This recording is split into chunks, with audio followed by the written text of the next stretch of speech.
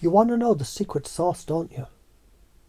The one thing that separates the winners from the losers. It's this simple. Winners notice what worked, and they lock it the fuck in. Imagine you're an athlete. You hit a winning shot. Your brain doesn't go, meh, whatever, I got lucky. No, your brain goes, holy shit, that worked, let's do it again. And so you do over and over. And the losers, they get stuck in self-doubt. They don't believe they can win, so they don't even try. They're the ones who say, what's the point? I always lose. And they fold like a cheap lawn chair. If you believe you can fail, guess what? You'll fail. Not because the universe is punishing you, because you gave up before the race even started. Your brain, it's like your personal GPS.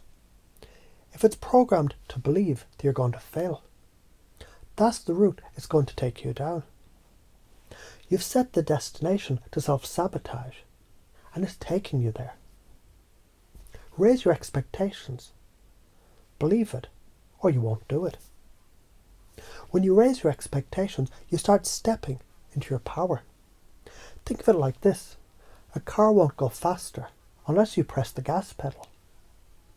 But if you've been used to tapping the gas pedal like you're afraid to push it too hard, guess what? You're cruising at a goddamn snail pace. Now picture this. You raise your expectations, you step on the pedal, and you start flying. Things start shifting around you. The universe starts moving for you. You believe you can win. So you start seeing opportunities. You start seizing them. And those setbacks, they only give you fuel. You use them as nitrous in your engine. Every fuck up just makes you go harder, faster, and more relentless. You've got no brakes anymore. Now let's talk about how to make a change stick. It's not about some fluffy bullshit positive thinking. It's about reprogramming your brain, like you're upgrading your mental software. Here's the formula.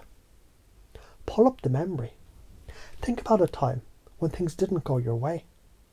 The smells, sounds, textures. Get deep into that memory. You can even see it, hear it, feel it, right? Add a new meaning. Here's the kicker. Instead of letting that memory beat you down, flip the script, change the meaning. It wasn't failure, it was a lesson. Every setback was a setup for your comeback. You get to rewrite the narrative. It wasn't I failed. It was I'm learning how to succeed. Lock it in with emotion. Emotion is a goddamn save button for your brain. Ever notice how you remember the stuff that hits you in the gut? That's because your brain seals it with emotion. So when you're changing that memory, make sure you anchor it with the right emotions. Pride, power, triumph. The mental traps, break free. Let's talk about these. They're like the viruses in your mind. And if you don't remove them, they'll keep running the show. Avoidance. This is like pretending the lion isn't there while it's circling your ass. You act like the problem doesn't exist. You avoid facing the truth. That's coward shit. Face the lion, and it can't eat you. Justification. Oh, I'm okay living in this crap. This is my life now. Bullshit. You've made up a comfy story to stay stuck. Break the narrative. Life doesn't give out participation trophies for playing small. Identification. When you think, this pain is who I am, you've just attached your entire identity to your struggles. No, fuck that. Pain doesn't define you, your actions do. Projection. This is the mental version of dumping your trash on someone else. You take your problems, your failures, your pain, and instead of owning them, you throw them at others. Cut that shit out. Own your shit. You see, these patterns, they're like software loops in your brain. Until you interrupt the loop, they'll keep running. But you've got the power to break them. The patterns that need to be interrupted. Let's get real here. Life gets boring when you get stuck in a routine. And when you stay stuck in that routine, you get trapped in a prison of your own making. Monotony. I'm always fine. Really? Always? That's the emotional equivalent of eating plain rice every day. Boring. You need emotional spice, highs and lows, hell, even a little chaos. Predictable reactions. You ever hear yourself speak and think, did I just say that? If people already know exactly what you'll say, you've become predictable. And no one gives a damn about predictability. Over-pleasing.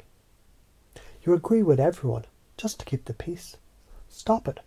You're not a doormat. People respect you when you stand up for what you believe in. When you don't, they walk all over you. Emotional flatlining. Never show excitement, never show intensity, never show passion. That's emotional death. You need to shock the system. You need to show you're alive. When people see you light up, they wake up too. Now here's where things get real juicy. Ever heard of the idea of creating confusion? It's not about tricking anyone. It's about breaking open their mental model. When someone's stuck in a loop of predictable thoughts, you disturb that loop. It's like when a cat hides under the couch and you have to peek under. Why? Because mystery is magnetic. Your brain can't stand the open loop. And you just became the prey it's hunting down. The moment you destabilise their certainty, you open the door to transformation. They're now receptive to change because you broke the pattern. The beliefs you need to anchor. Freedom. You're not just one thing. You're the entire damn cast. You're multifaceted. Don't let anyone box you in. Don't you dare let anyone label you. You're a full spectrum. Connection. You're not looking for people to lean back and get comfy. You want them leaning forward, eager, excited to be part of what you're doing. Impact. Your words need to land like a lightning bolt, not a drizzle. You want to shock people into waking up to their own potential. And if you're not doing that, you're just playing small. Why are you afraid? Fear of being too much. Newsflash. Predictable is too little. If you're afraid to step into the power you have, you'll never leave a lasting impact. People will remember the bold, not the safe. Fear of being misunderstood. Well, too bad. You can't control other people's perceptions. If you're going to be remembered, it's going to be because you took risks. You did things your own way. Fear of losing control. Guess what? Control is the illusion. The more you try to control, the more you limit yourself. The real power lies in range. You want to move in all directions. The key to unlocking your power. When you stop trusting your instincts, you stop living.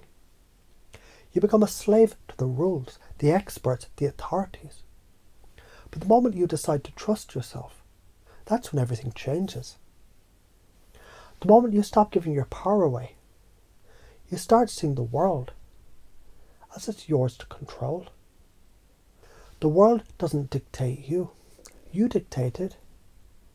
You don't need validation. You don't need permission. Trust yourself. You're the goddamn compass of your own life. Here's the truth. The patterns that keep you stuck, they're the ones that make you shrink. They're like little leeches sucking the life out of you. Stop listening to those voices. The ones that say you're not enough. That you need permission. That others know better. They don't. You do.